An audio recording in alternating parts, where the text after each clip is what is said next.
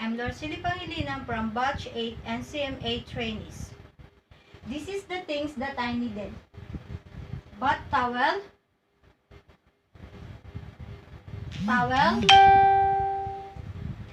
two basin, clean clothes, and the bed to cover the body. Small container, shampoo, powder, moisturizing lotion, deodorant, Cotton and Johnson buds, soap, thermometer, gloves, and the patient's record book. Provide privacy to the patient. If you're in the hospital, just draw and close the curtain. But if you're in the house or in the room, just close the door, close your window, and close and draw the curtain. Now, it's necessary to do the first thing that you will do to do hand washing. This is the step to do the proper hand washing.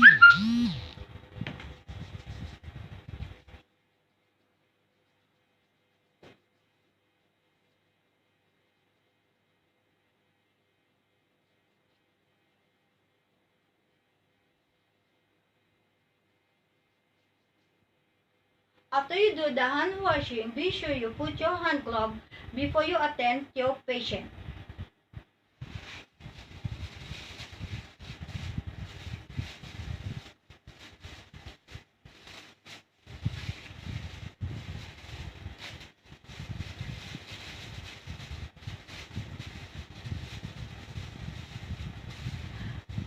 To start the bed bathing, you need to start the bed bathing to taking the temperature of your patient.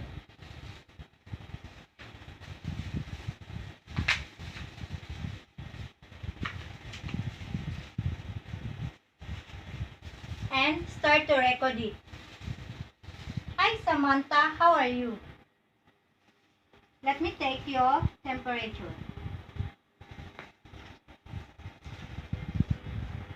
After taking for 3 to 5 minutes, you can check it now if the temperature is high or in a normal things. Oh, your temperature is 36.5. Let me start and prepare your bed bathing.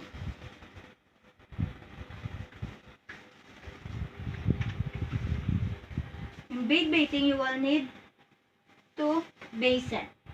The water must be is warm water. You can check it through your elbow. Now we are going now to change the clothes. First we need to put her a cover to make her body warm. The towel cover.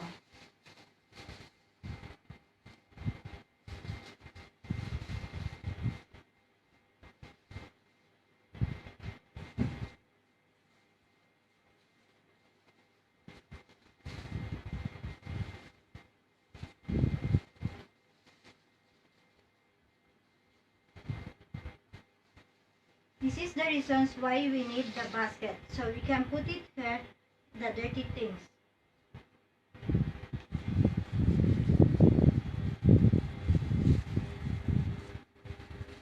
If your patient that she can still move her hand, you can ask her to help you to hold the cloth towel. It's like this. Can you help me this one? Before you remove the clothes. But if your patient is a bedridden, be sure that you have privacy, that if you remove the clothes, that they will not see her body.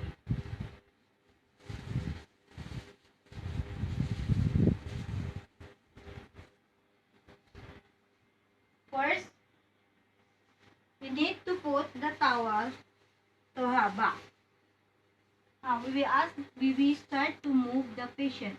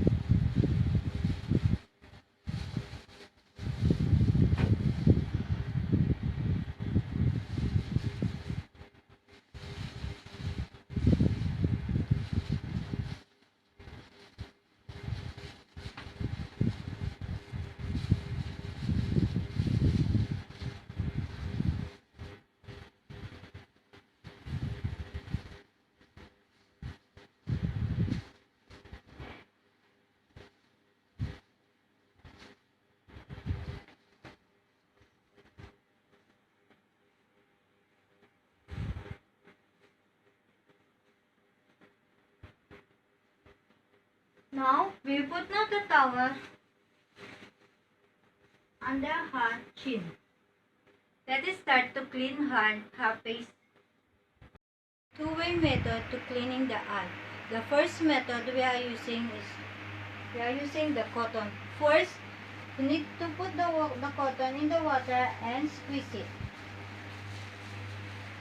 To clean the eye from inner one to outside, you will need the towel to dry it. Then the second one, you just change your cotton and put in the water again and squeeze it. In the same method, from inner one to outside. And use the towel again to dry it. The second method is through by towel.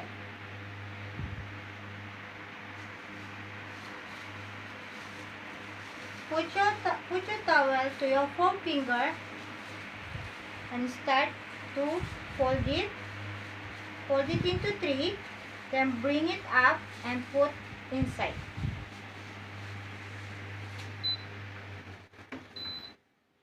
After you put your towel to the water, be sure you squeeze it. Now we are using this side of the finger to clean the other side of the eye, and this side of the finger we will use to the other side. It's like this, from inner one to outside. Then need to dry it. Then the other side, from inner one to outside. Now we are going to rinse the towel and squeeze it. We will clean now the forehead. We are using to clean the forehead by letter S. And also the same thing. Rinse it and squeeze it to the other side.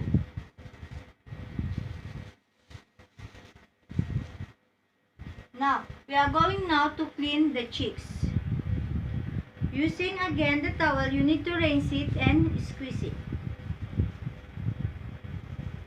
Rinse it and squeeze it.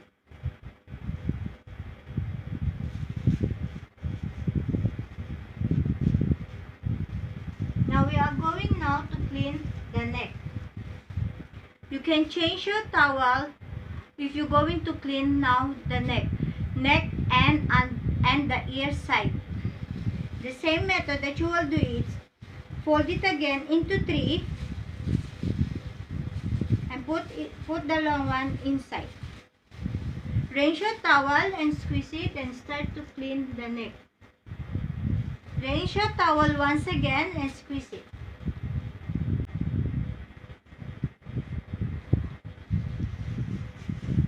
And dry it. Now we are going now to clean the ear. Rinse your towel and squeeze it. You always check under the ear.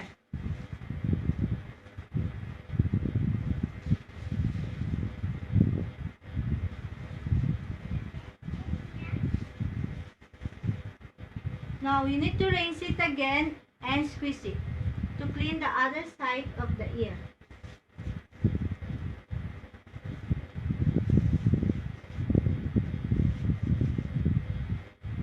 And also you can use also the Johnson buds if you want to clean the inside of the ear. It is only that if necessary to clean the inside of the ear.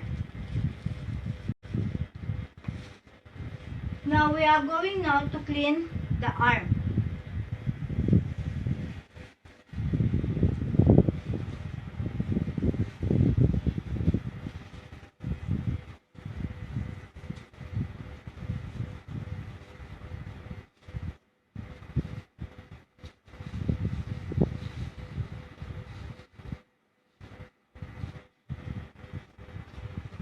If you're going to clean the nail, to cut it, you need to soak with warm water the finger of your patient for 3 to 5 minutes.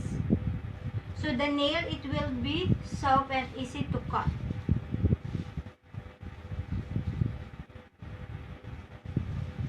You just assume that they have water and the finger is there. We will still once again To cleaning the face, you don't need to use any soap. Now we are going now to cleaning with the soap.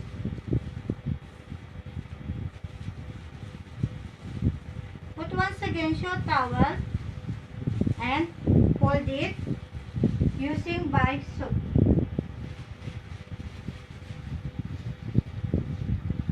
We will start to clean from here, going to long stripe.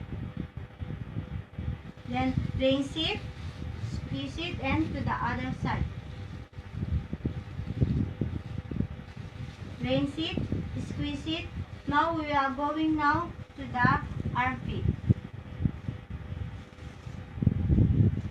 Rinse it, squeeze it.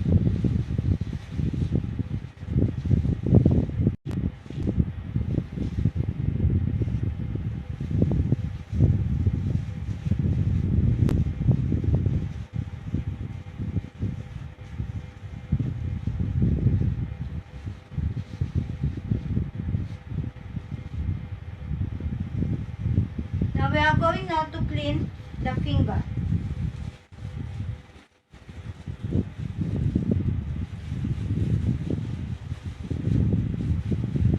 We are putting the soap, clean the finger,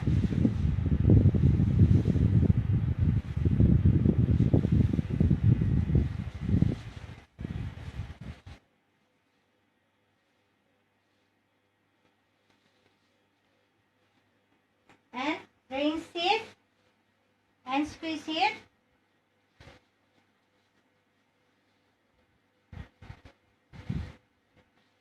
Now you can start now to clean the nail.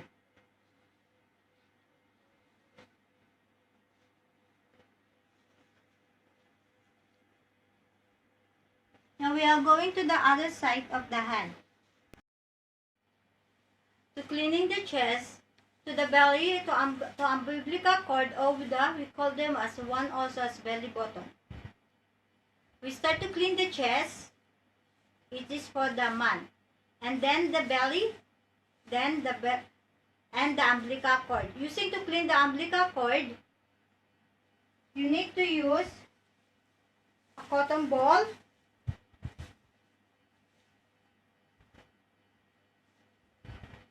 or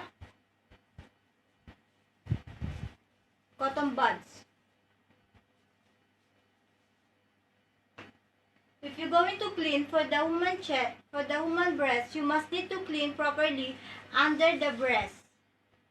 It's also using that one to clean, using by soap, then rinse, then soap and rinse. Now we are going now to cleaning the leg side. We will put again the towel under his or her leg. We just bring it out, half of the leg.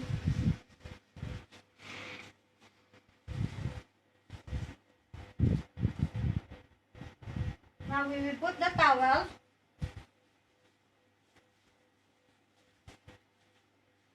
So, we start from the ankle, up, then wipe, rinse, from the ankle again, up, wipe, then rinse, soap, from the inside, then rinse, squeeze,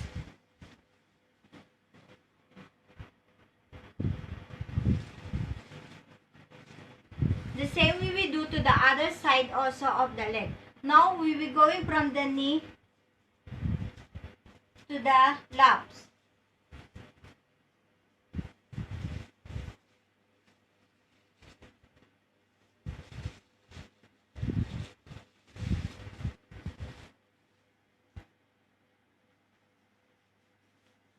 Put your towel again. Soap. And put the laps. Wipe. Dry. Rinse.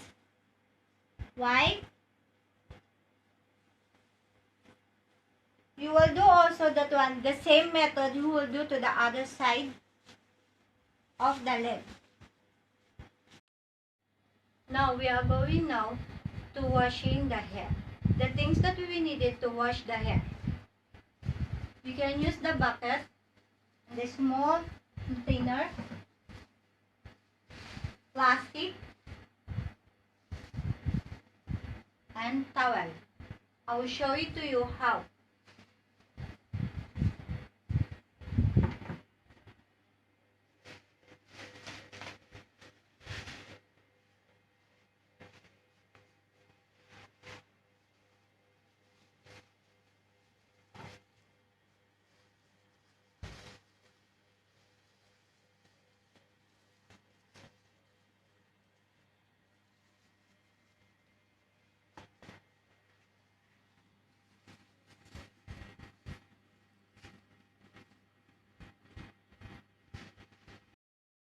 We will put the plastic.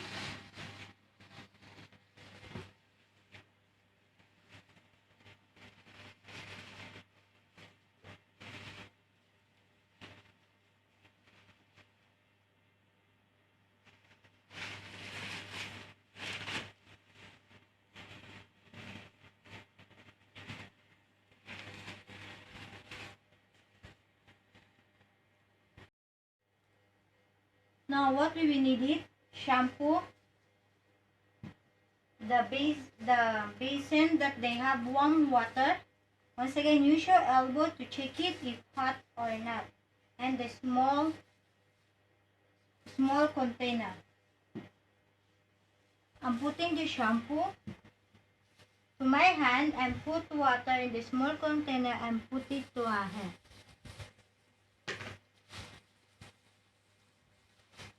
And I'll start to put slowly the water and take it one more again and putting again slowly to the water until the shampoo we already rinse it and remove it until you will see it's no more the bubbles to our hair.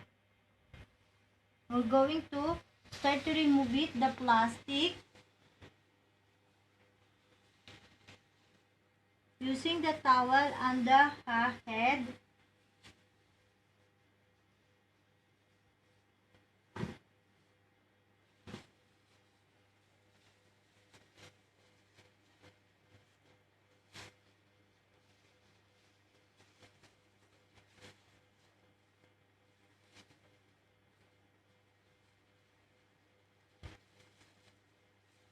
And dry it.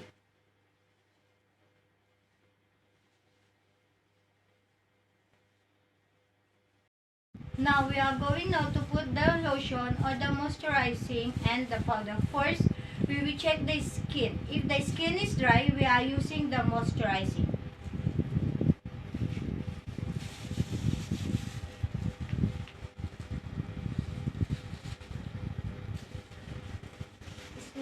It's like also you massaging a back. Then you can put now the powder.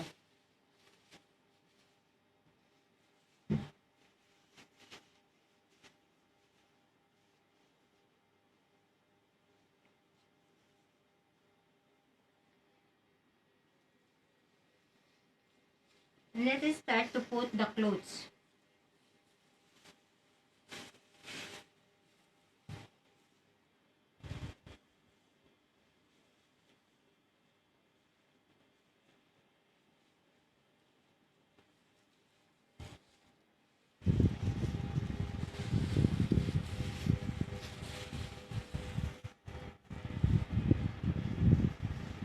Before we put the clothes, we need to put first her blanket.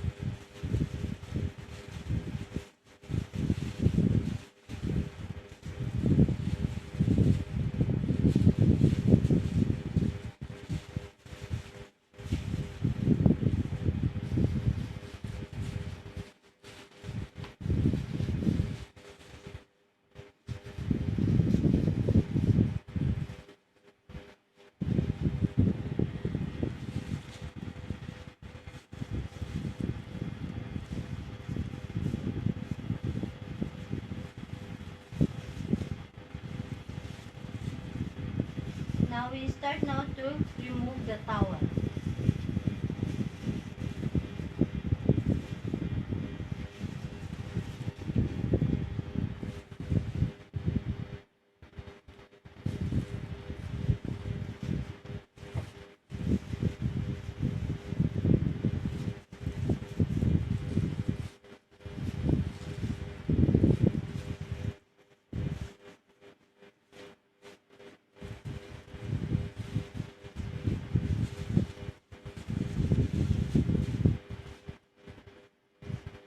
And we take again the temperature.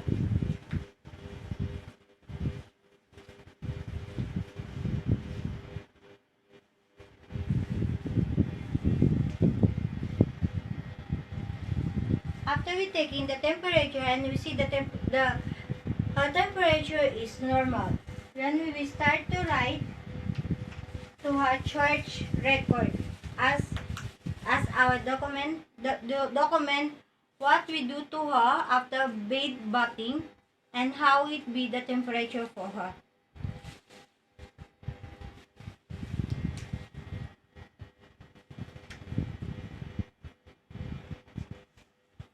Miss Samantha, how's your feeling? Are you feel headache? You feel anything? Now Miss Samantha, she's already feeling fine. She feeling already comfortable. Why we need the bath bathing? We need the bath bathing to maintain the cleanliness of your patients and also to make her fresh. Bath bathing is also helping the patients to against the germs and bacteria. Once again, this is MCA trainees, Batch H, Lord Silly Pangilinan is serving on to you. Thank you.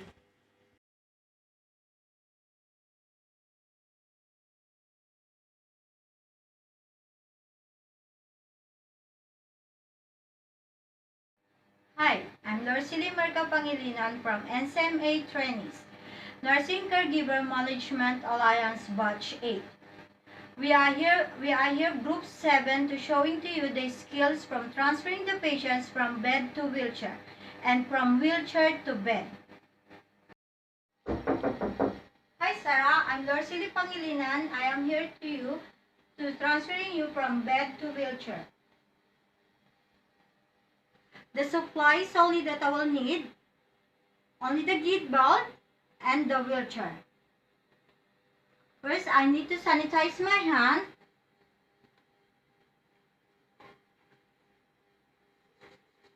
And making sure that my hand is dry.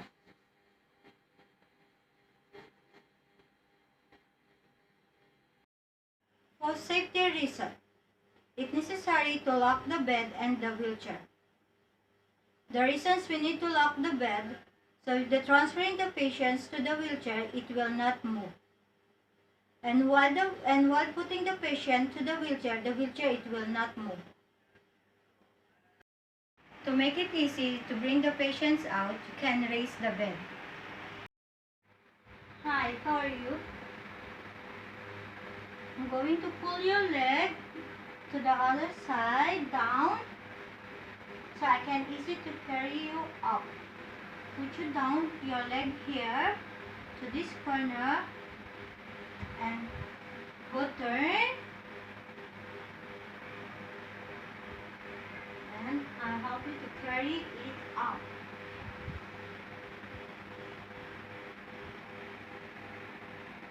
Are you feel dizzy? I will use I'll put the gait belt. I can easy to put you.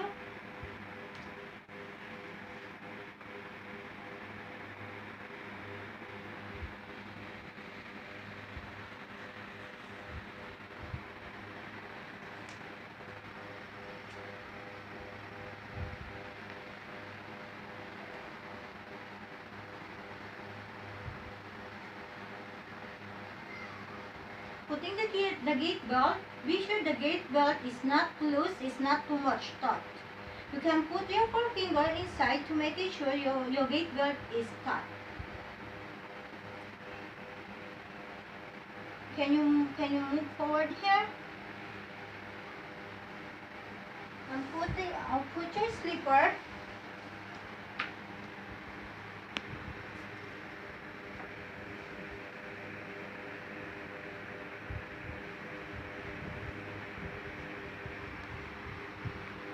I'll put one of my leg here and one here, so I can help you to put you to the wheelchair.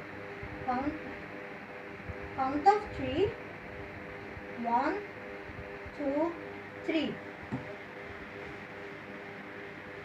Can you put your back to the wheelchair?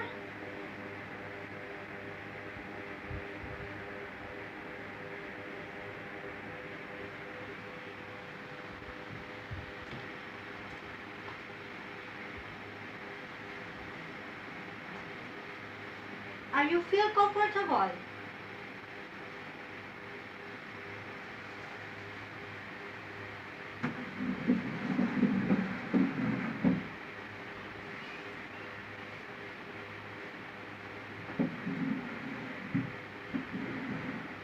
This is some of your water, and if in case that you need something, you just press this valve. Hi Sarah, I'm Lorcily. I'm here to transferring you to the bed. Let me sanitize my hand.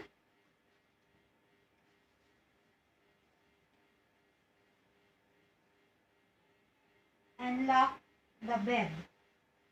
Always be sure the bed is locked. Only the stuff that I will need it is the gate belt. Can you move forward? I'll put the belt. Put the gate belt. Put your hand here.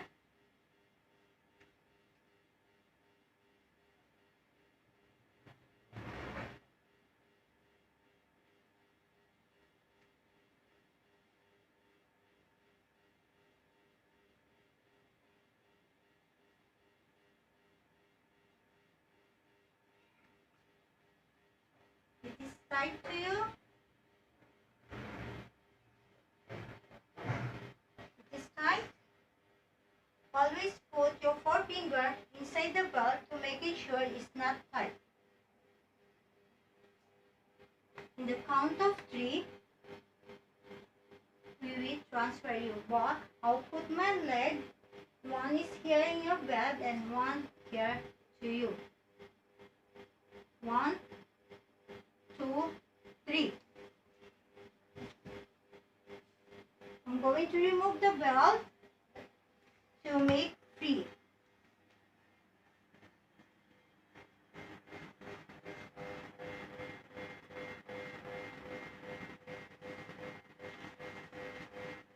And I'm going to remove your slippers.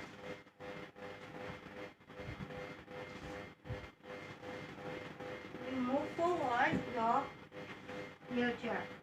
I'll carry you out, your leg and put you to lie down. Are you ready?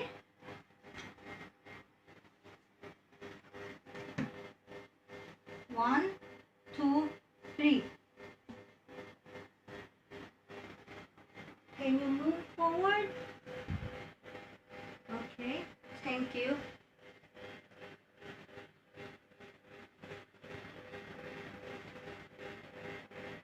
Are you comfortable?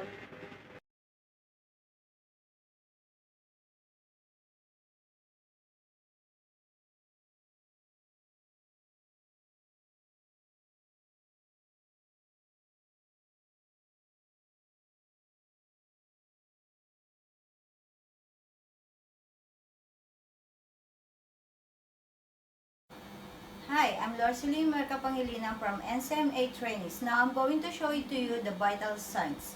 The six vital signs: the blood pressure, the heart rate, respirations, temperature, pain rating, and oxygen saturation.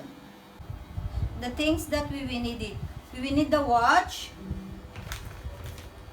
alcohol swab, or the baby or the wipes, thermometer, hand glove, pulse oximeter, the record book, stethoscope,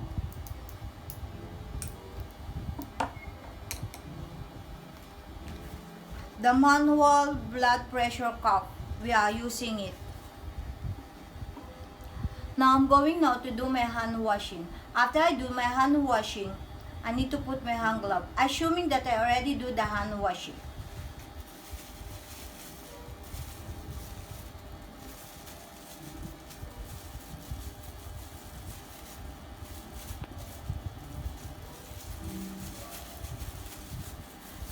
After I already put my hand glove, now I'm going now to meet the patients.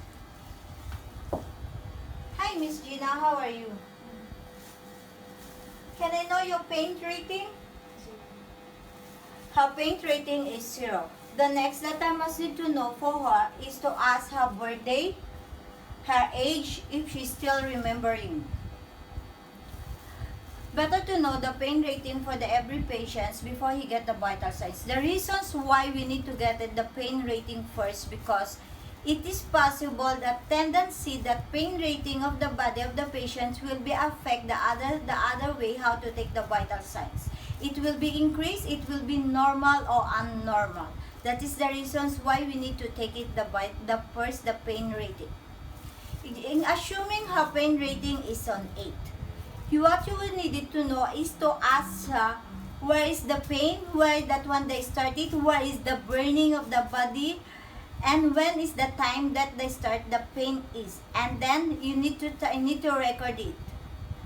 You need to record it according the words that she's using it, according the words what she say it. That is the way, one of the key that you need to record it while you're taking the pain rating. After taking the pain rating, I'm going now to take her temperature.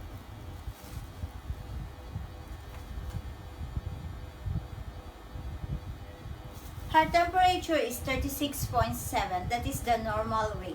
The other way how to take the temperature is from the middle one up to the headline, down one. You can get it also, then go to the under of the ear. Why will we do that? Because sometimes the headline, our head is sweat. If that is sweat, they have a tendency the temperature will be lower. And they are going to the back of the ear, the heat one. And also be sure, it's not only this is sweat, it's also sure that no any hair will enter to your thermometer. The other way how to take the temperature using the other thermometer, using through by mouth or through the armpit. That is the other way. Now I'm going now to take her oxygen respirator, oxygen saturation.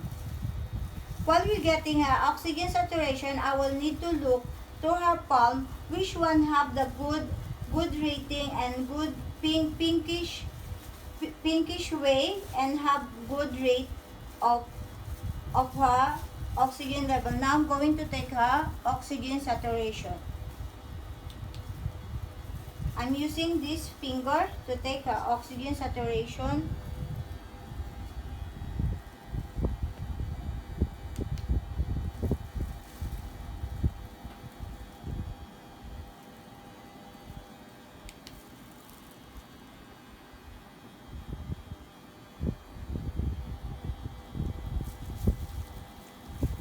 Her oxygen saturation is 98. Normal oxygen saturation is from 95 to 100. But her pulse rate is 81. But we are going also to take her pulse rate, the normal to take the pulse rate. You can also to take your patient pulse rates using by the artery of this line of her arms. So always check and always check the angle, the artery for that. Always use the 3 finger of your hand. Never use your thumb one, because that even your thumb one is also have the pulse. So now you are using now the sign of here. I will remove my gloves so you can easy to show it to you. If I use my thumb to check the pulse rate, is also what I will get it is my own pulse rate. So that is the reason you need to get it from here. if it is if a normal one, you just only count by 30 seconds. 30 seconds, you can just do 60 times 2. That is how we will do it from your pulse rate. You can take it from here, the pulse rate. Now I already get the pulse rate is 60. We will times by 2. So you have if you times by 2, it will be 120 per minute. That is the normal, or else you can take it also from here. That is the weights that you can take it the pulse rate from here or this way. To show you how to take it using the stethoscope. Now we are going now to use the blood pressure.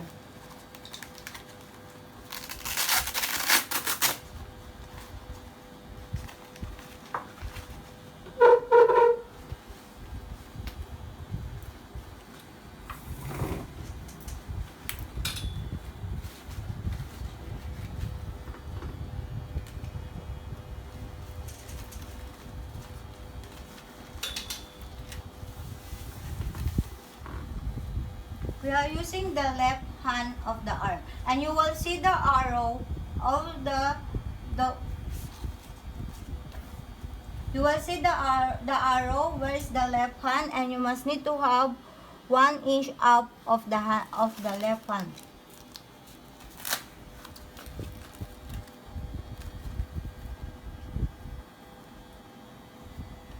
Now I'm going now to, I always look here using my watch to check it the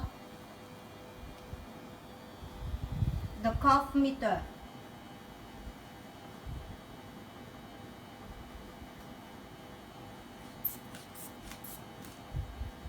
The cuff meter is 120, 130 now, going down to 120 now, going now to release it slowly. On is 120 over 40. That is the normal one. Then I can also to take it from here, also using the stethoscope.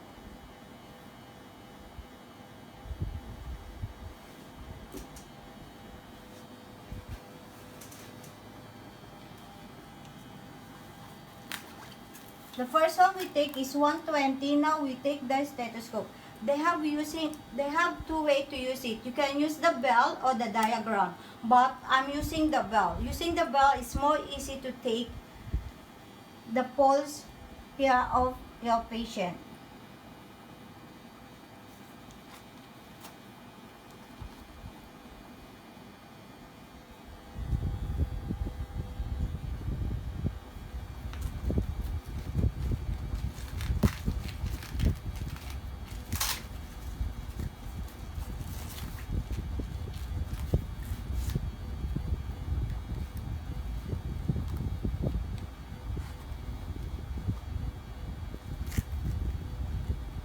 Now we see the pulse of the patients already put. Then I will do it again. Now I'm no more hearing anything again, the beat of the pulse. So we are going to 130, 130, 120. Now it's no more hearing again. Now then I will release it.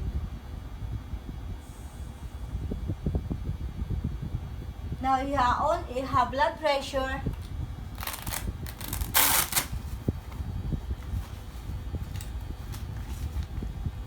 Her blood pressure is 120 over 40. After getting the blood pressure, now I'm going now to check her respiratory.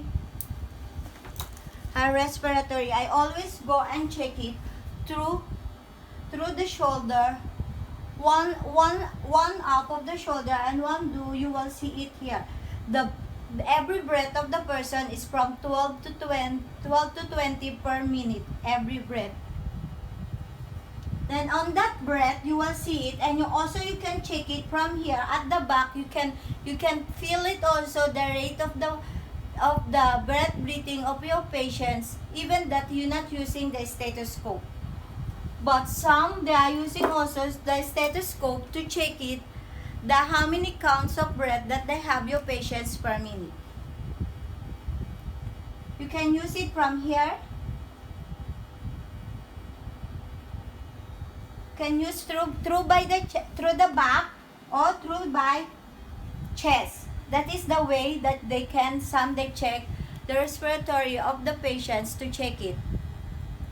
Why the reasons why we need the cotton alcohol swab, or else the wet tissue, the medical wet tissue? Because if you using the things like this one is the hand carry one, you can just only use to wipe it and to clean it.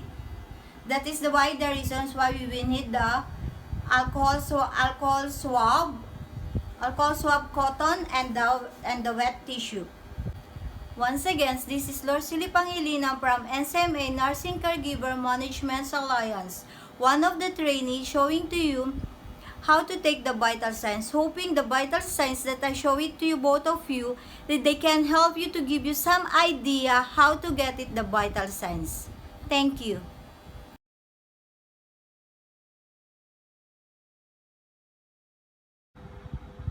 Hi, I'm Lorcely Marca Pangilinan from NCMA Trainees Batch 8.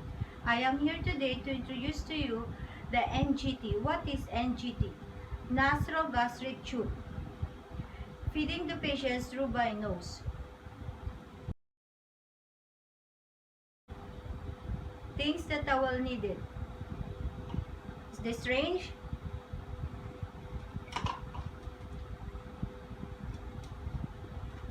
pH indicator,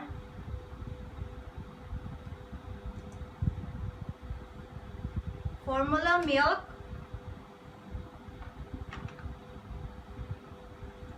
water, towel, glove, and the patient record book.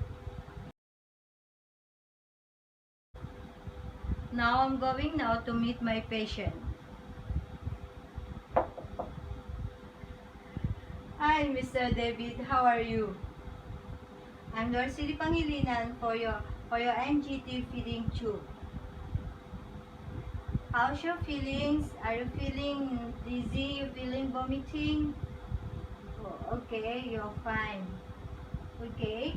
I'm going now to elevate your bed to raise you up. After I raise the bed for the position that I can easy to feed Mr. David, and the position he will be also comfortable. Now, I'm going now to do the providing privacy. After do the providing privacy, I will do my hand washing. After to do my hand washing, I will do to put now my hand glove.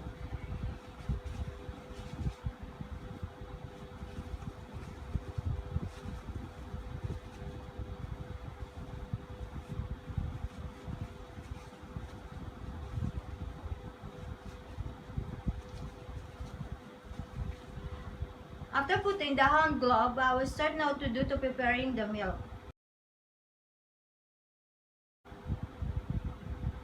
The three types of formula milk. One of the types of the formula milk is the powder one.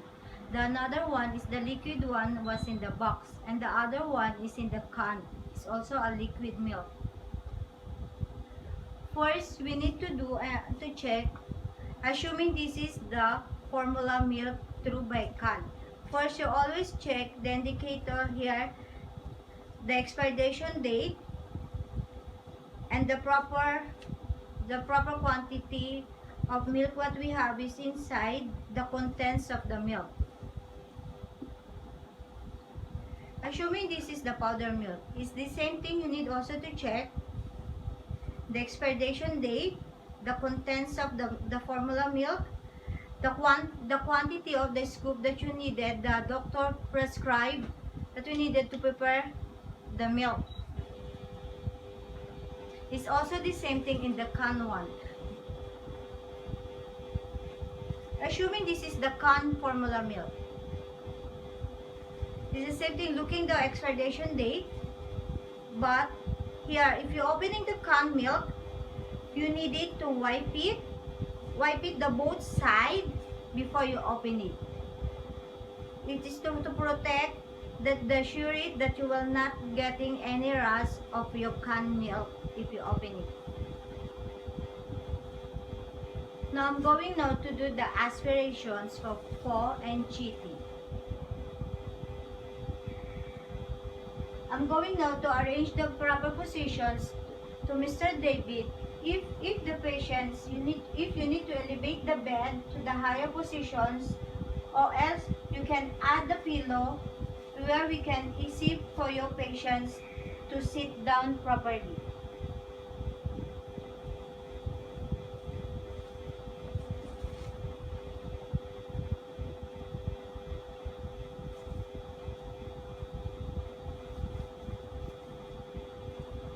Before you start to do the feeding, check first the nose area and ask your patients to open the tank and check on that truth if the tube is still there or is not coming out.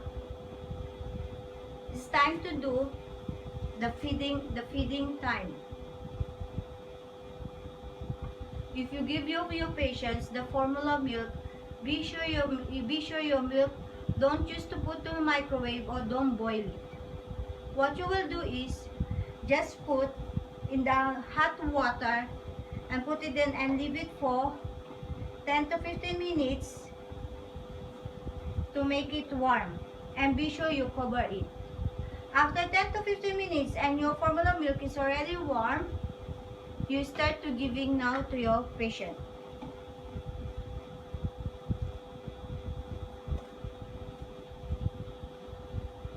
It's time to aspirate.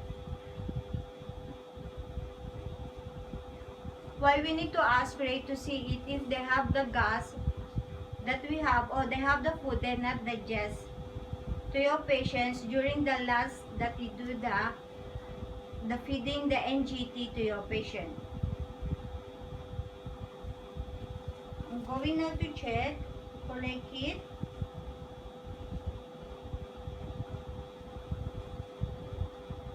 Now I get now the number that I get is for the remaining that they not digest when he went to eating this morning.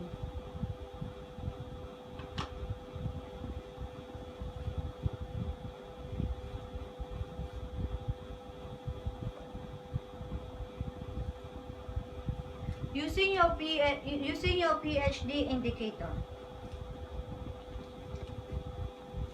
If you're using your PhD indicator, be sure after you take it, you close it back again to not entering any dust and to prevent protections to any bacteria.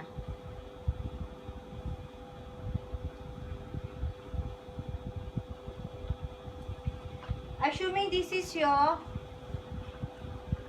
PhD indicator.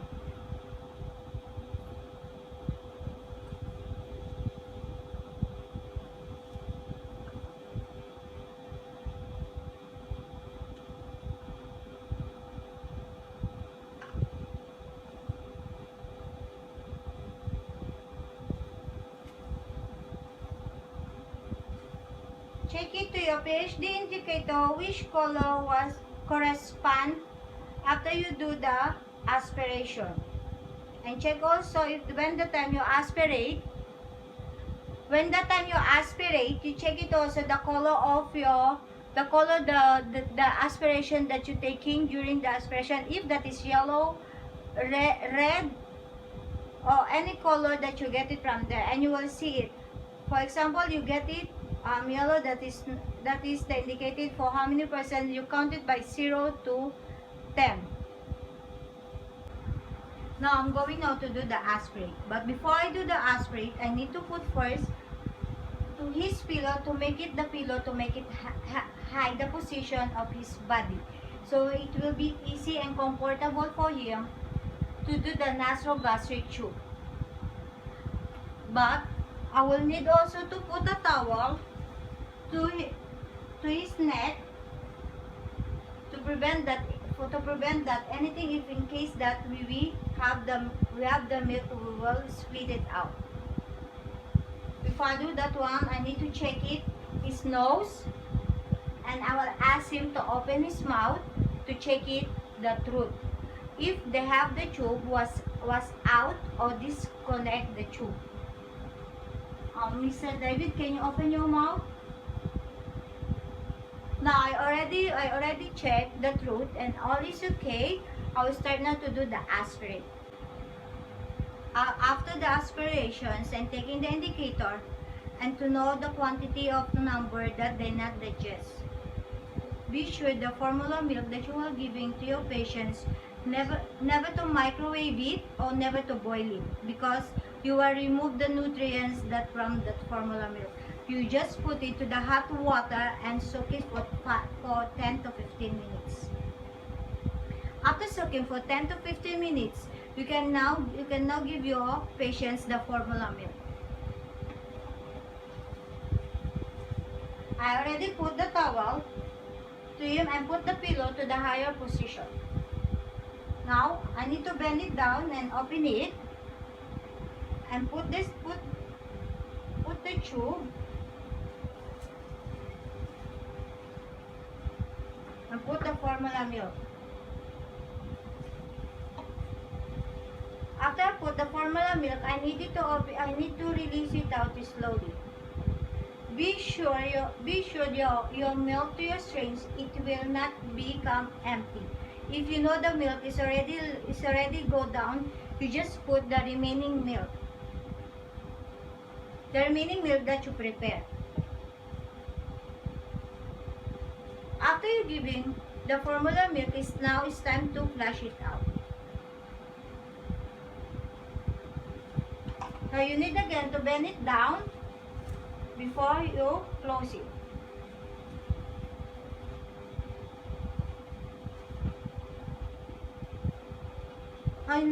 You need now to flush it out with the water. The same thing, you just bend on the tube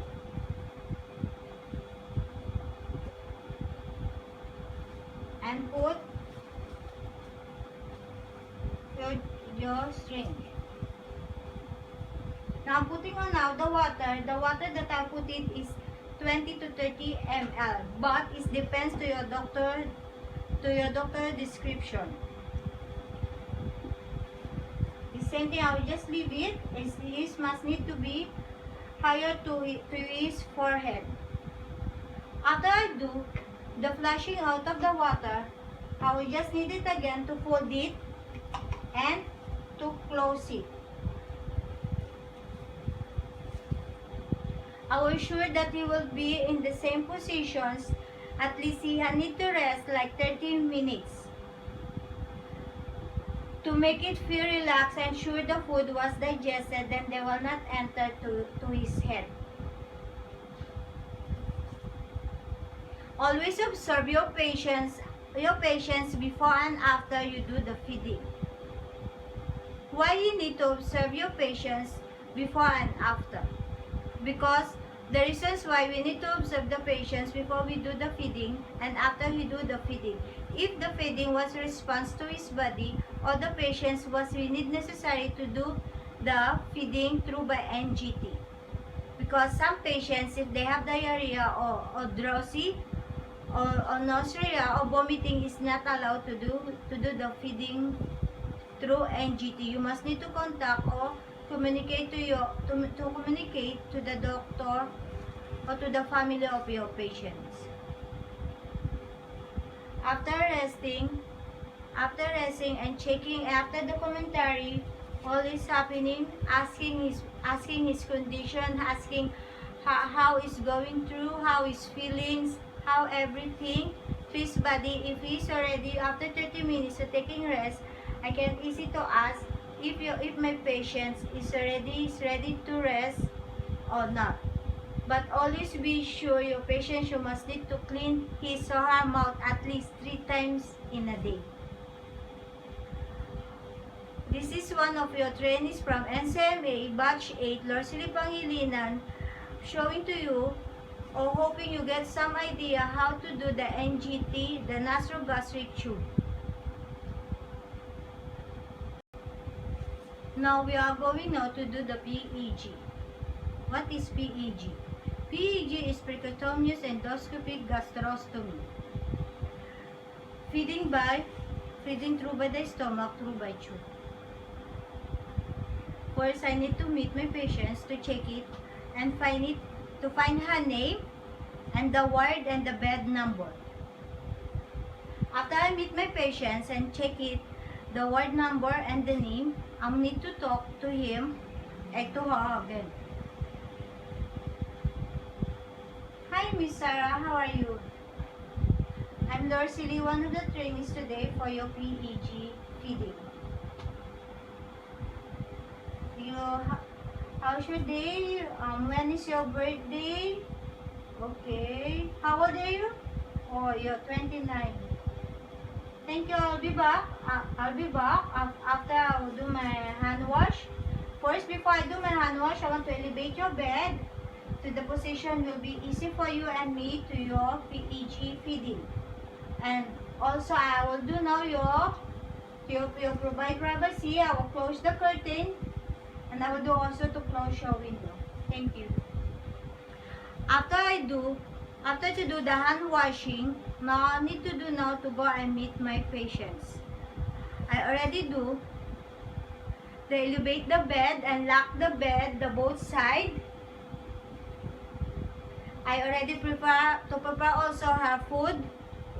The same thing in NGT. You always check also the formula milk. The expiration date, the contents, if that one is the formula milk that we just already buying, that already made, or else the powder one that you need to prepare through your doctor description. First, I need to do the aspiration.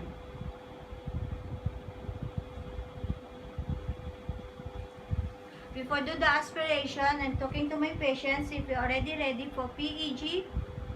I need to put the cloth under to her stomach, bring it up her head, and start now the procedure.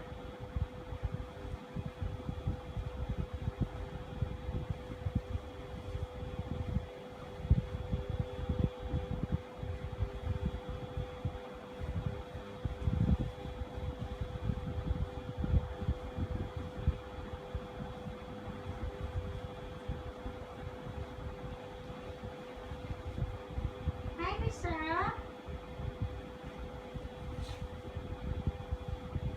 Are you okay? Are you ready now? First, I need to do first to aspirate. If they have already, they not digest to your stomach when the last you do your feeding. It is okay for you? Thank you.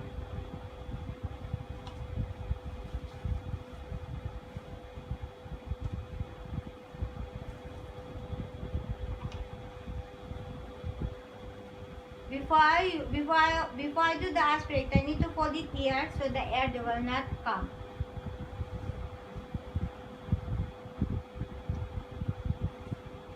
Then I will start to release it.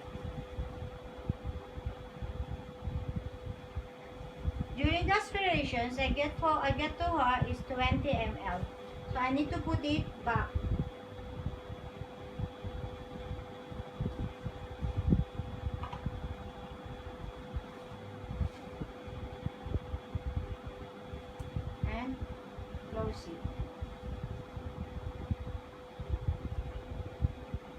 After I do the aspirations, and now I already put it back and I sure that no gas or air to our stomach.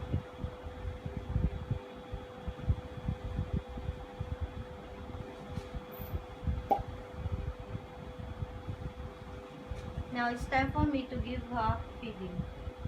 Honey Sarah, it's time for you for your meal feeding.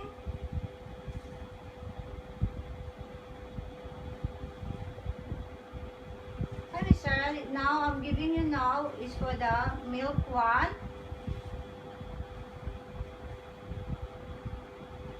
give you milk for today.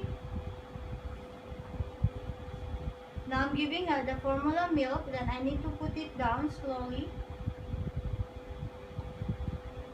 It's also the same thing. If your tube is already getting small, you need to put another milk. After putting now the another milk is waiting only to finish it. I will need it also again to flush it out. Flush it out to 30 ml. It's still the same. I need to fold it here before I remove it and close it.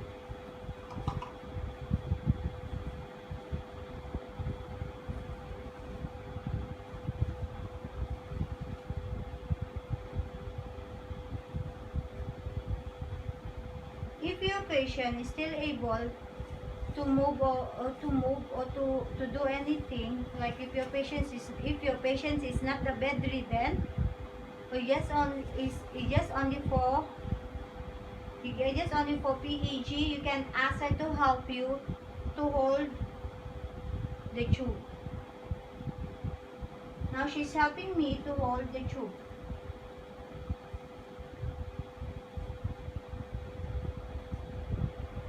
It's time for me to flush it out with 30 ml of water. Need again to fold it here.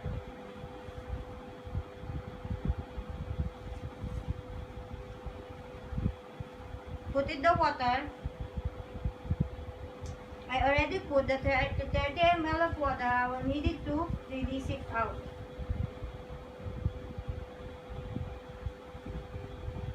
And over it and remove it again, the one level. Now I already do to flush it out for 30 ml of water. I will need it to take some rest to ensure that our food was digested.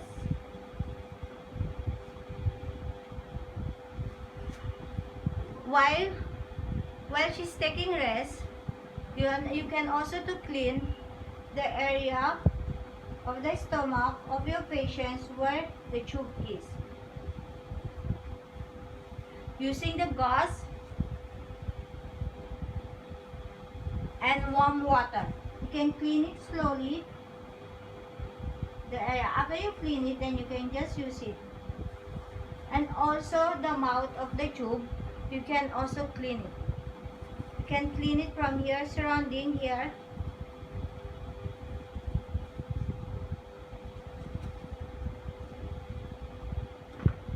To cleaning the tube. After you cleaning all the area, be sure all the equipment that you use, you will clean it before and after and dry it.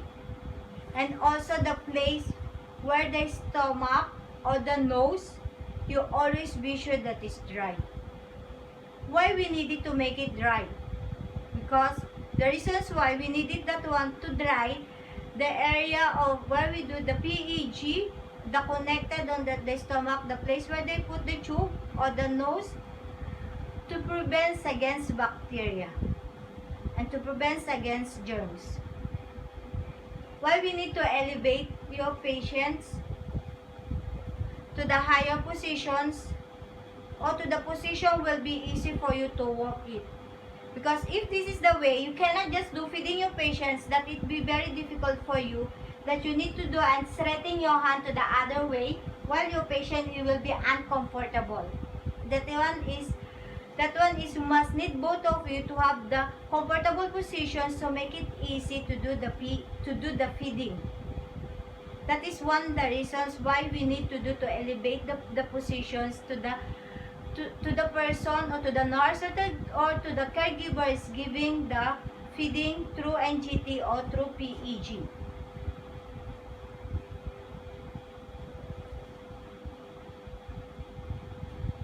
Once again, this is your one of the trainees from NCMA Batch 8, Lord Silly Pangilinan, serving to you through NGT and through PEG. I hope that I can share to you some of the technique or some of idea how you will do the NGT and PEG feeding.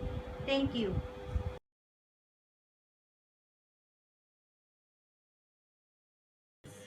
I am here to show it to you the bed making. First, I will show it how to disinfect the bed.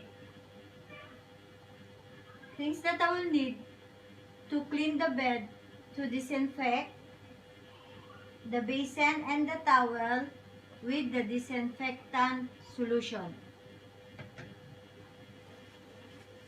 hand glove, the hand glove, and mask.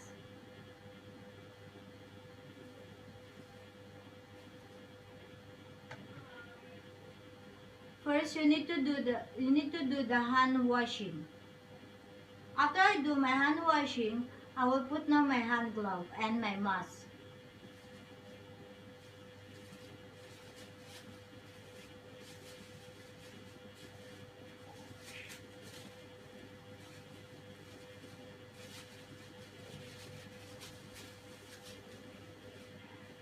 The reasons why we need to put the mask, because it's not good in our body system to the smell of disinfectant solution.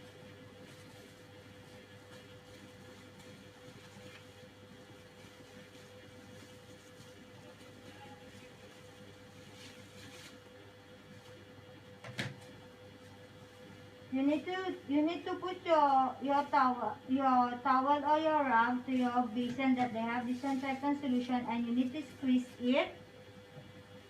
You need to clean from here out the outside, the inside of the bed, from down, and also need also to clean here in the bed frame of the bed.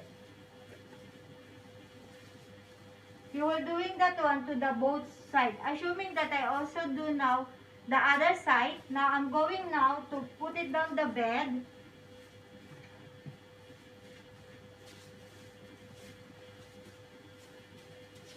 To clean now here the outside one. After the inside, we will clean the outside.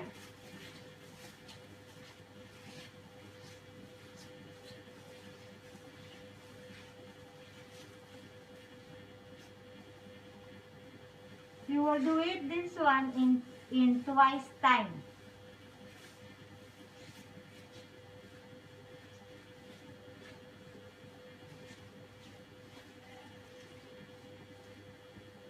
Now, after cleaning the bed, now I will show it to you the bed making. Hi, Mr. Ulysses, how are you? So you're not feeling well? Do you have any pain to your body? Or you have an headache? Okay, I will be back. Let me do my hand washing. Then I will check it which part of your body is painful and if you have an skin allergy. After I do my hand washing, I put my hand glove. Now I'm going now to do provide privacy. I'll close the curtain, close the door. Now I'm going now to check where the body was pain and where if we have an allergy. Mr. Ulysses, can I check it your body if you have an allergy?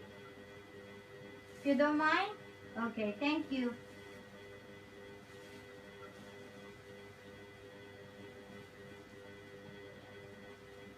Which area you have your pain? You feel headache. Okay, and anywhere more that you receive your pain, or only you feel headache? Okay, I will write it down to make it a documentary as the following, so it will be a record where you receive where you have a pain, and I will inform also the doctor who is in charge. Now I'm going now to do to change your bed cover. The things that I will need it: a basket or a hamper or any big plastics to put the soil material, the dirty material that we will use.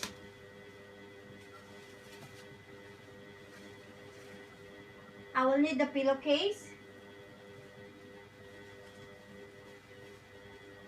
blanket,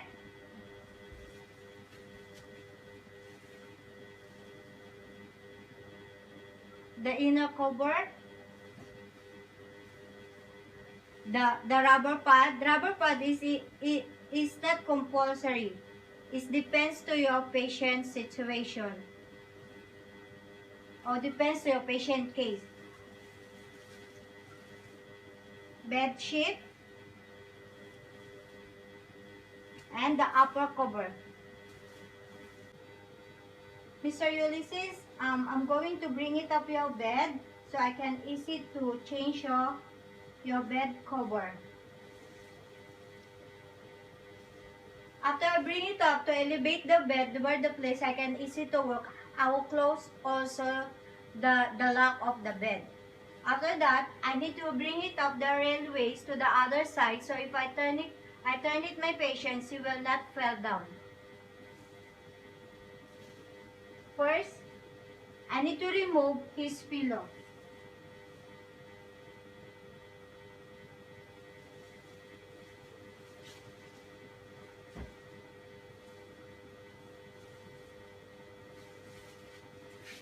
Then, I'll put the upper blanket and remove the old blanket.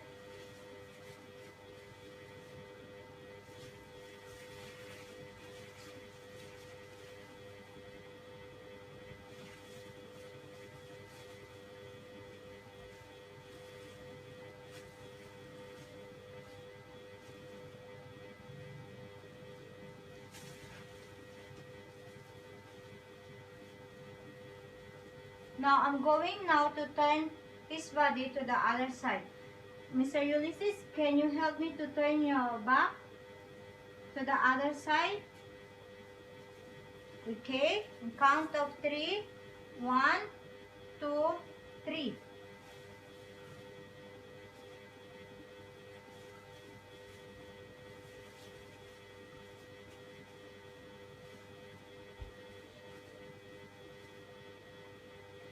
Now, I start now to fold it.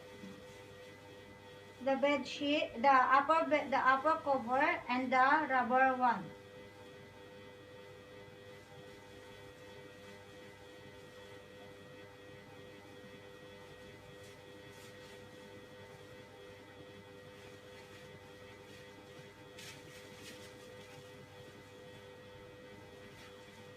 You need to inform your patient that the back one, they have the rolling one.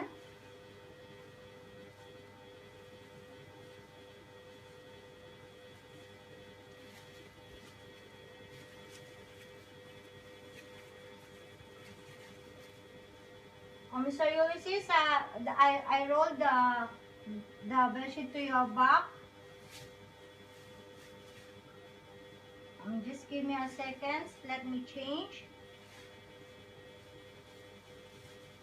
I'm going now to put the bed cover.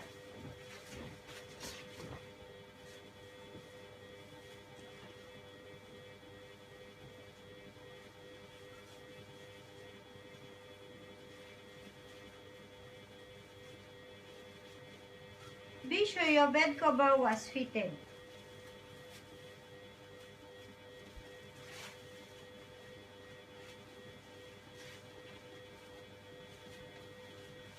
You always see the bed distance and fold it like a triangle.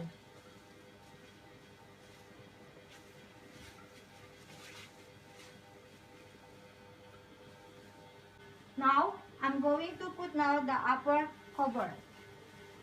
You always see the positions of your cover.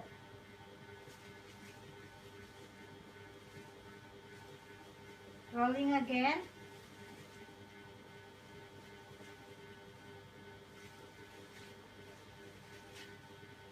You put under.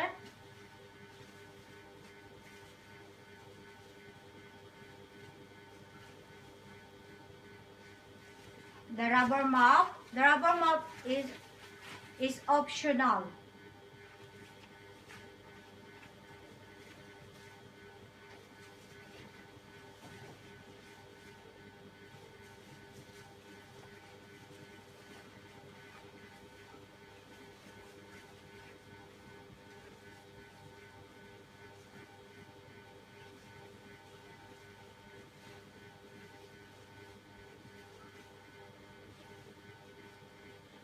Now after I put all on this right side, I'm going now to ask him to turn it and to do to the left side. The same thing that how I made it on the right side, I'll do also to the left side, but now I need again to raise it up the railway, so if I turn it here to the right side, he will not fall down.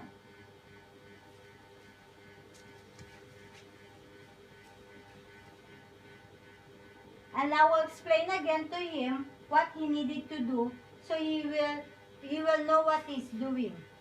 Mr. Ulysses, now we need to turn again to the other side to arrange your bed. Can I turn you now? Say thank you. Now is Mr. Ulysses is ready now to turn to the other side.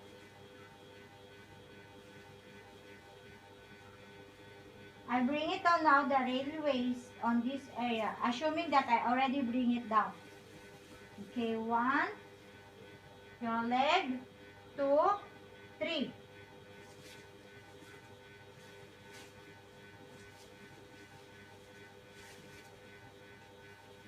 Now, Mr. Ulysses already go to the other side. Now, it's time for me to remove the old one and fix the new one.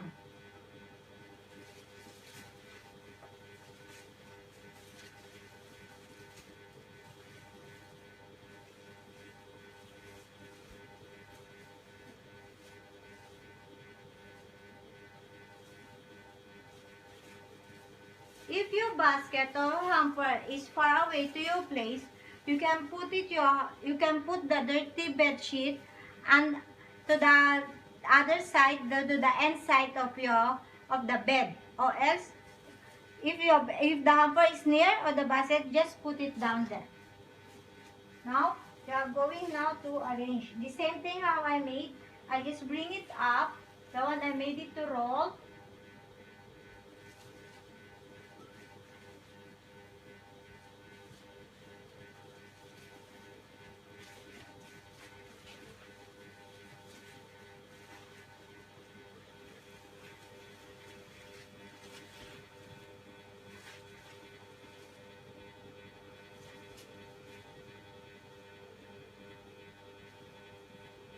Be sure your body is far away to your patient.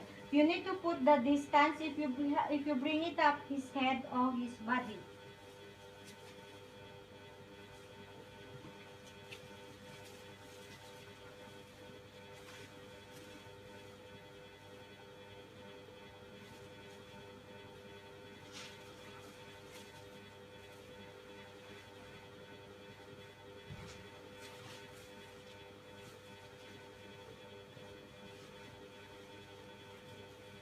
Then you put it inside. Be sure your bed is tight.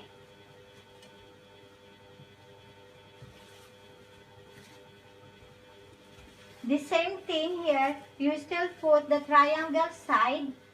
You see the triangle side to go inside on the bed. Now, after I do the both side, I'm going now to put his bed sheet. Mr. Ulysses, now is the last one. I need to put your blanket.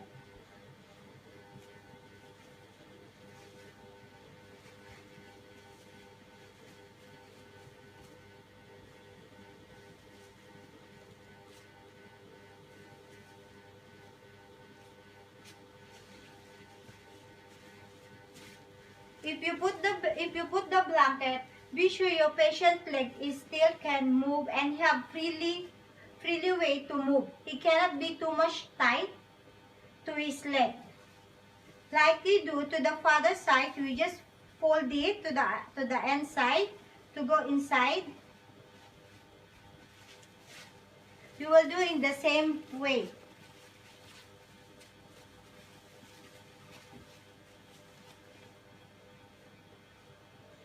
Now we are going now to change the pillowcase.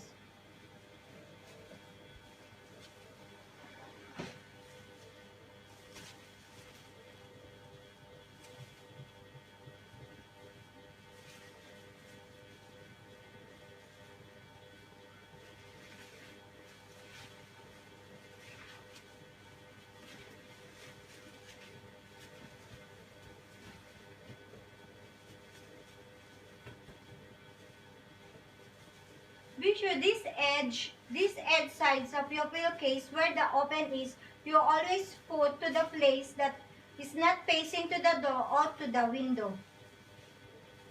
So they will not attract any dust that we can enter inside of the pillow.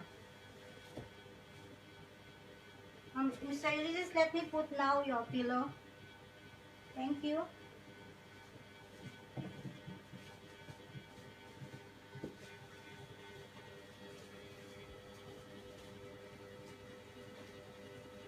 Always be sure that your patient face is not covered with the blanket.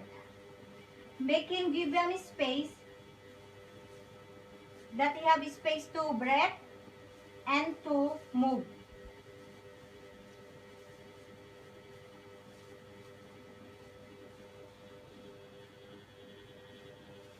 After I do the changing after I do the bed making, checking his condition, I need to inform the doctor, or the doctor was in charge to him, that he is having a headache and some body pain of his body. Why the reasons that we need to do the bed making? To prevent the patients to have a bed sores, and also to make the patient comfortable and the patient to make it feel really free. Because if you not change your bed sheets, they have a tendency that your patients you get more sickness, you get bacteria or germs. I hope that on this small presentation we can help you to do how to do your bed making. Thank you.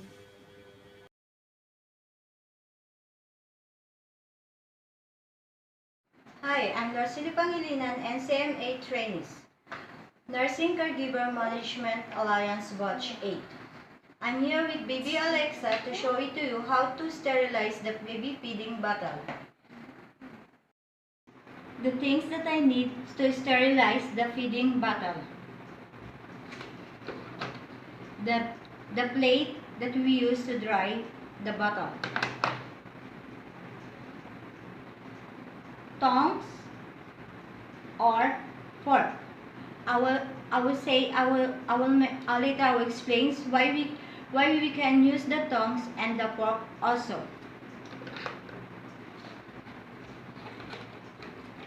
Basin,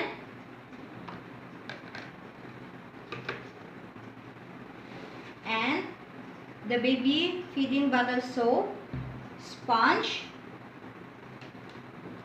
and brush. Before I'm going to wash and sterilize the feeding bottle, I'll need to wash my hand.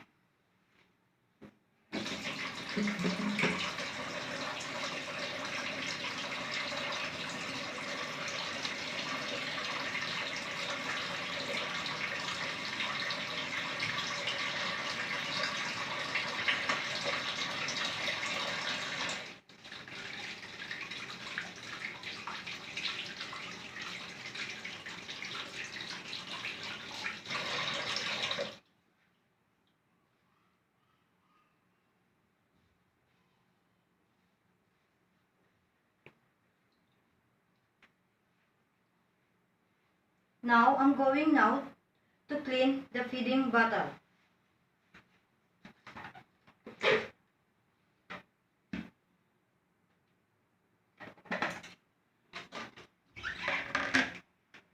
Let me open the water.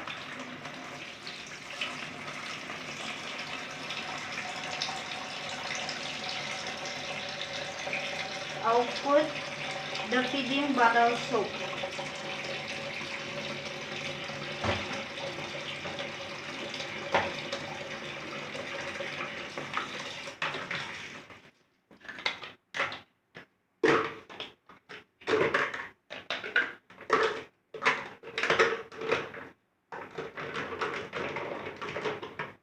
I'm going to start to wash the feeding bottle.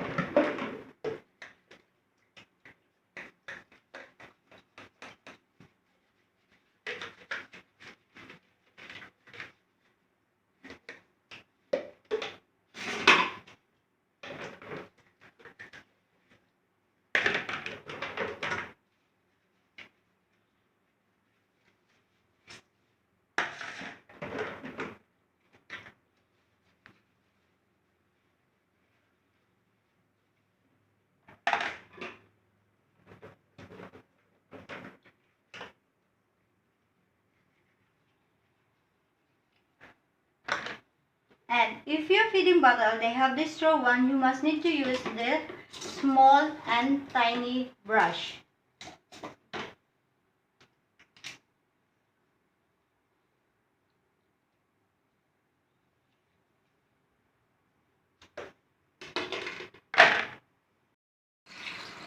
Now we will going to rinse the feeding bottle. Be sure your water is running out.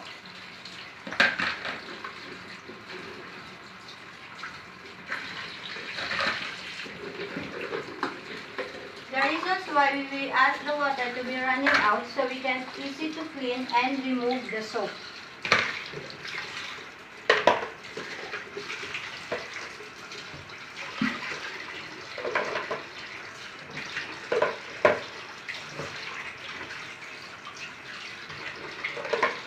And always be sure the soap that you're using to clean your baby feeding bottle is the liquid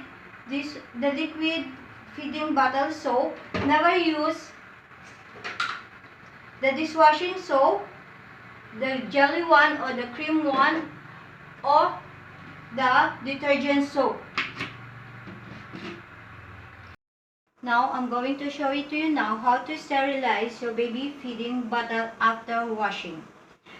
You can see it, I already boiled the water. You will see the temperature of the water, they already bubbling. So you can put now your baby feeding bottle.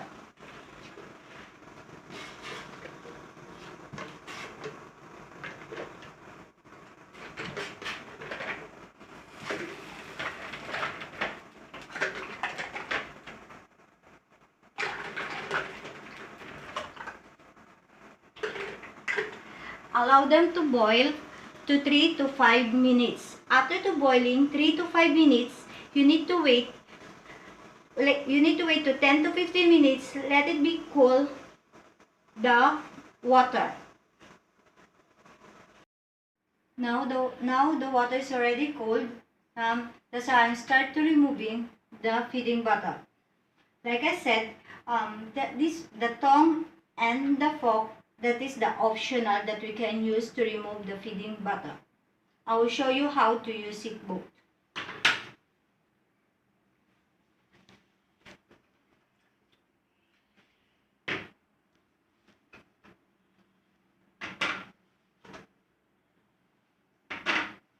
If you don't have the tongs, you can use the fork.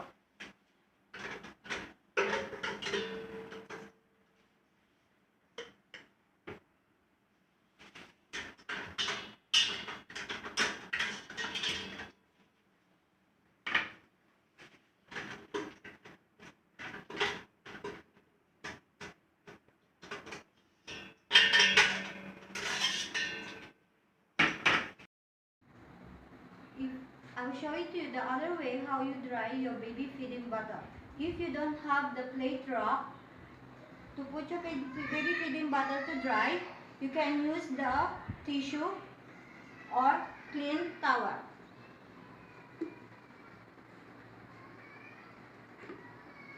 By using the tissue.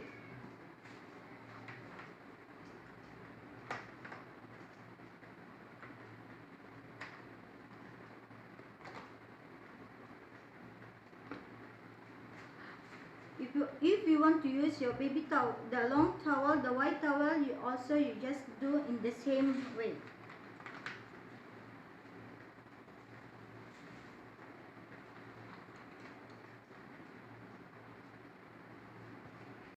I'm going to show it to you the second method using the microwave.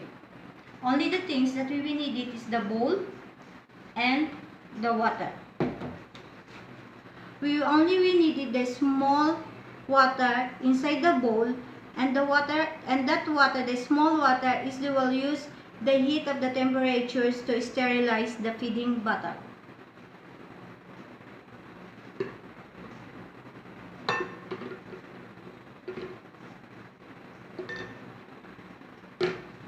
And we're going to put that one, we are using the medium heat by 3 to 5 minutes only.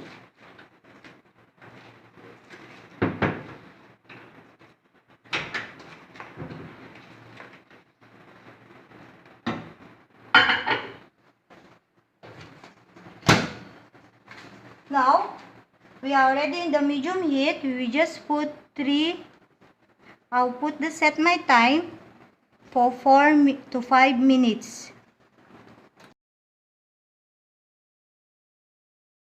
The third method to sterilize the baby feeding bottle is using sterilizing machine. The reasons why we need to do to hand wash, that is the first step to protect our baby, is for cleanliness. So we will not transfer any bacteria to the feeding bottle. Why we need to sterilize the feeding bottle? To prevent against bacteria and germs. Once again, this is Lord Silly Pangilinan, NCMA trainees, showing to you how to sterilize your baby feeding bottle.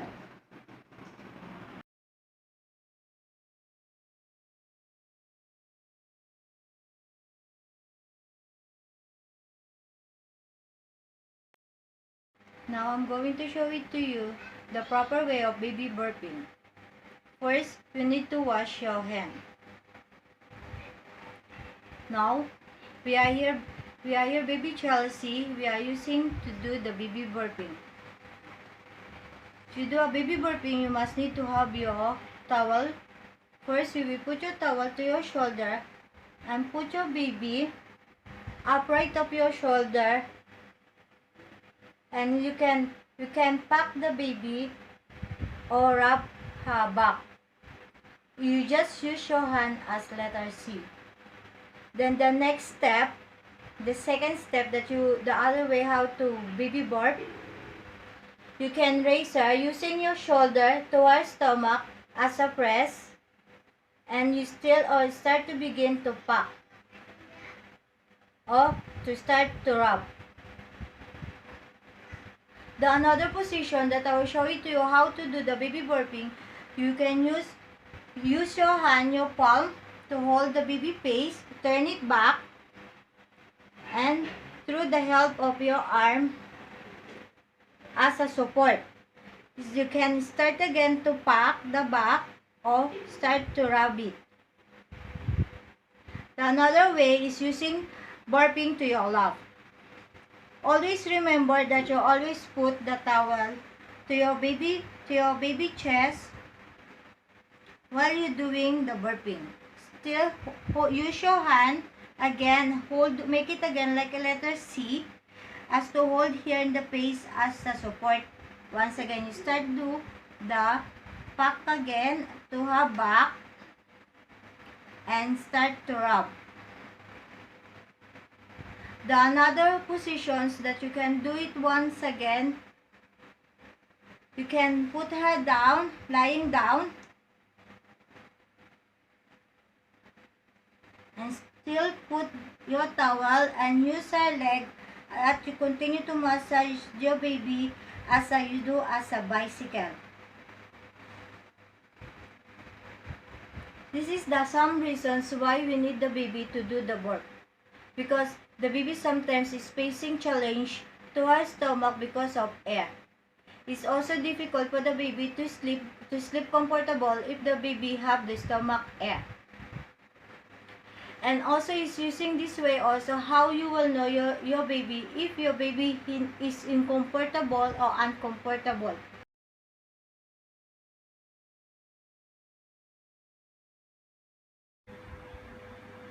Hi, I'm Lord Silly Pangilinan from Nursing Caregiver Management Alliance. I am here today to present to you the infant body. First, what we will need it to do the infant body. The materials that I will need it: towel, hand towel, bath towel,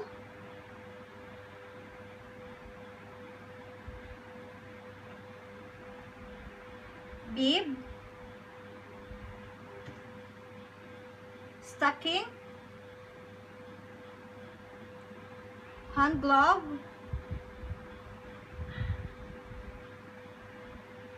cup,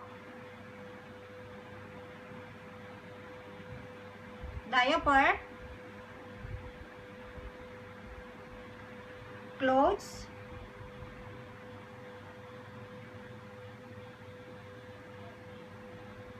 swaddle,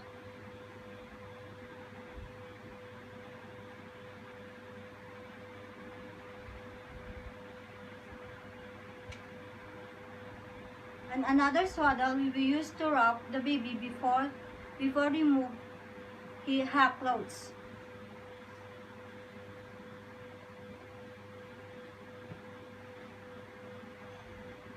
Thermometer,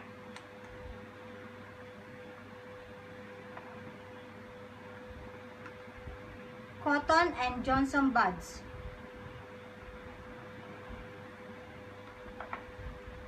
small container to throw the soil or the cotton that we already used. A small container where we will put the water to use to clean the face and the eye. Bathtub, a basket or a hamper,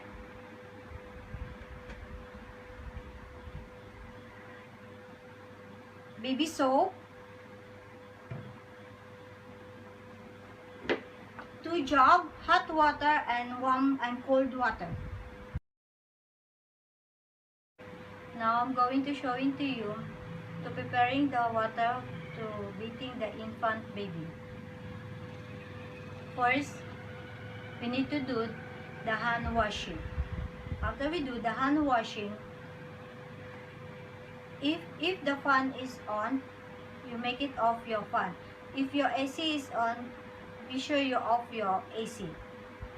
If your place the window is open, you can close your window and your curtain.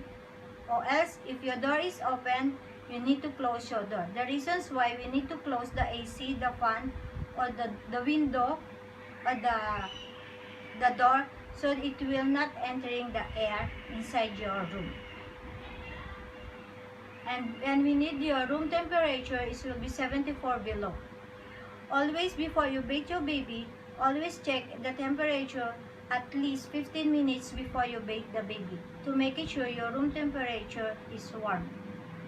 Now I'm going to show it to you now how to add the water, the hot water and the cold water.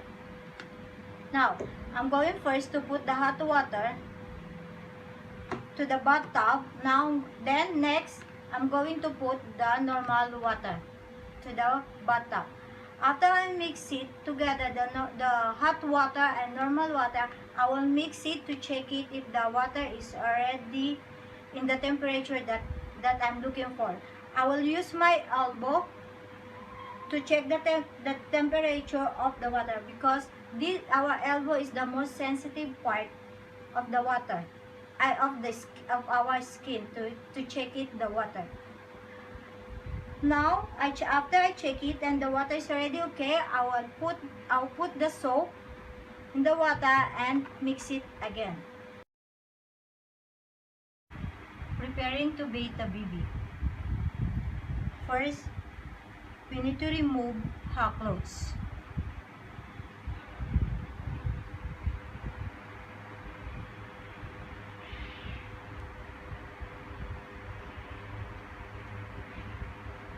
Now we are going to wrap her so the baby will not feel cold. The warm, she still feel the warm.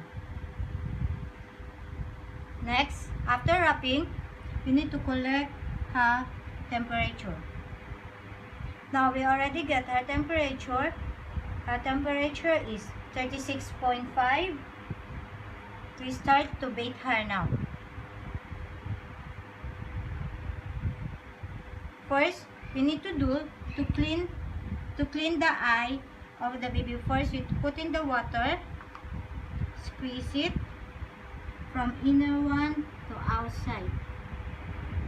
Never use again your cotton to do the other part of cleaning. Now we are going to clean the forehead and the cheeks.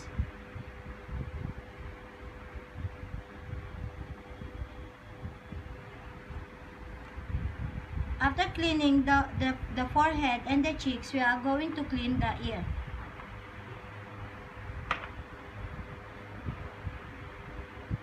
Down to the neck.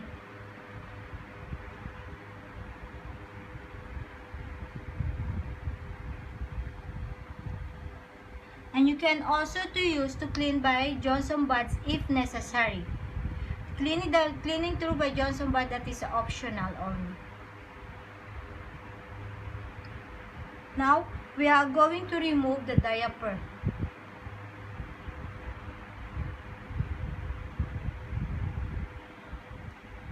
If your baby is already motion, or your baby already poop, remove it fully, the diaper.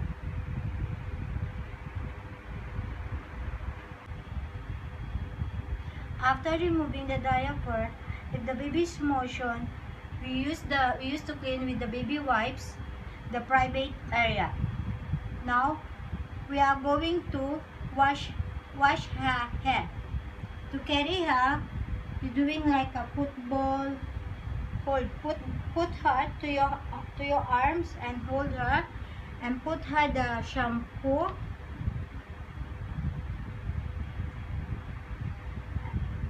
Wash her hair.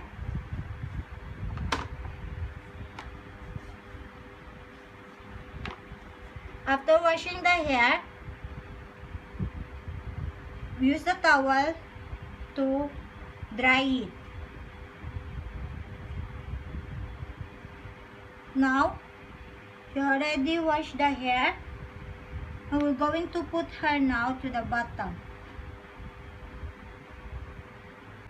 Now we are going to bathe the baby. Why the towel is here? So it will not be slippery. Now we will take our towel to clean her chest, her body, towards to her leg, her hands, the finger. Then now we are using our palm to support to turn her back. To support, you do hold the face and turn it back. The same thing how you will hold it to clean in the back, the underarm, the leg, the feet. Then you put it back again in the same thing. Let it her to enjoy the water.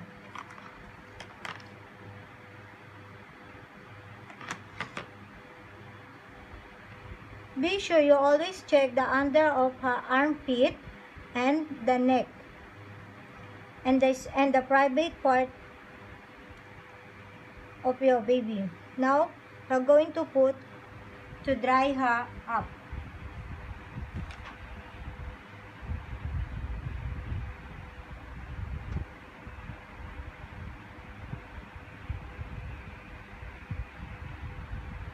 Before we dress our baby, we need to clean the umbilical cord. Using the cotton and warm water, the round side of the umbilical cord, you clean it.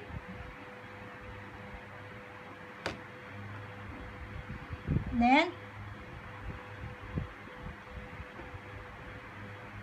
we clean also the up one until the back. If you notice it, the umbilical cord is discharging the water or getting his body smell, it's better to you to go to your pediatrician to check it. What is happening to your baby umbilical cord? It's also the same thing to the eye. If the eye was discharging the water, if the color of the discharging is the yellowish, bring her to your pediatrician for her checkup. Now, it's time for her to dress up.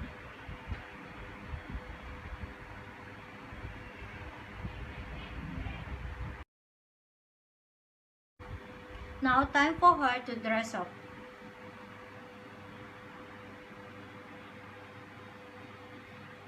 Be sure you dry all the part of her body, the armpit, the under her ear, her neck, her finger, the private part. Be sure is dry. Need to put her diaper.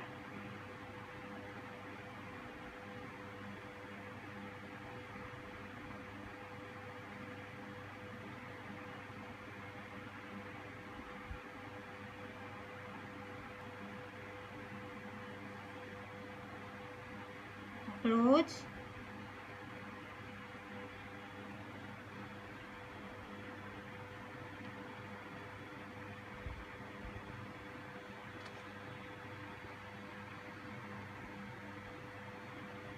the mittens,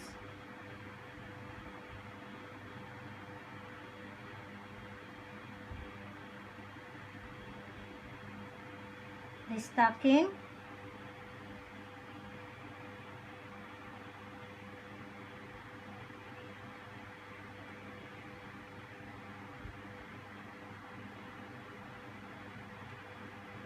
the cup. Always put your baby clothes. The clothes will be comfortable to your baby. If the weather is hot, we should always put her the short sleeve or the singlet. But if the weather is cold, you can put her the long jacket or long sleeve. Don't forget to put your baby to the sweater.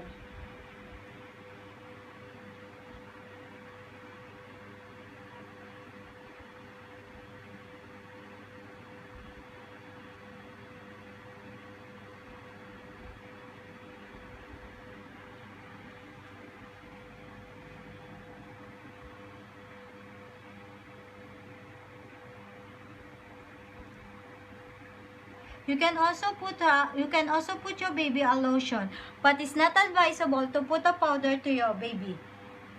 Now it's time for your baby to drink her milk. While you're giving your baby her milk, you need also to try to get her temperature.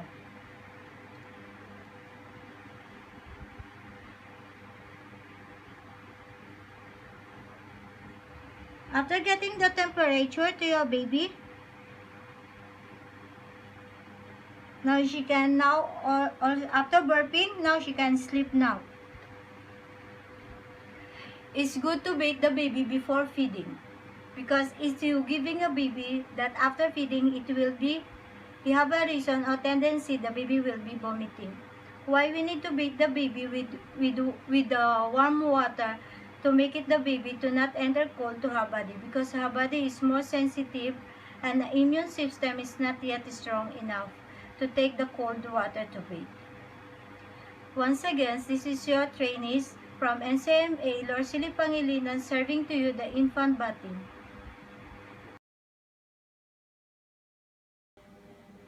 Hi, I'm Lorcili Merca Pangilinan from Batch 8 Trainees NCMA, Nursing Caregiver Management Alliance. I am here to present to you the 10 qualities of a good attitude of a caregiver.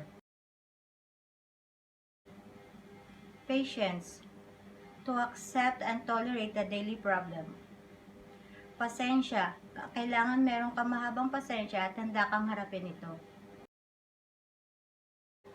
Cherry do minor, be friendly, bright and pleasant, masayahin at kailangan pala kaibigan. Multitasking, ability to manage a multiple responsibility as once. Kakayahang pagsabay-sabayin ang mga gawain.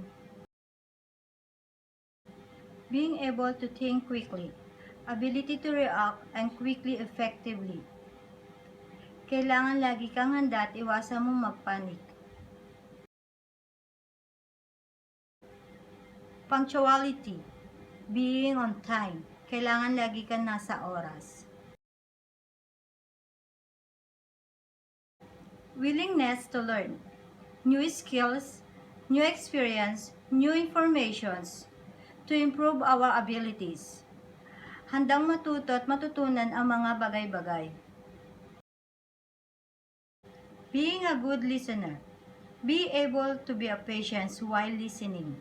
Kailangan meron kang mahabang pasensya habang nakikinig.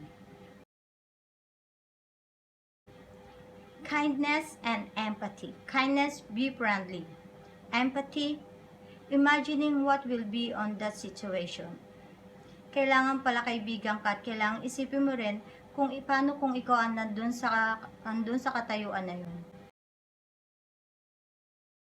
Willingness to go extra mile. Make a special effort or achieve something. Handa kang magsakripisyo. Being able to take the responsibility, to accept the duty or the taxes given to you. Handa kang panindigan at gampanan ang responsibilidad na binigay sa'yo. Once again, this is Lorcely Merca Pangilinan, Batch 8, NCMA, Nursing Caregiver Management Alliance. Thank you.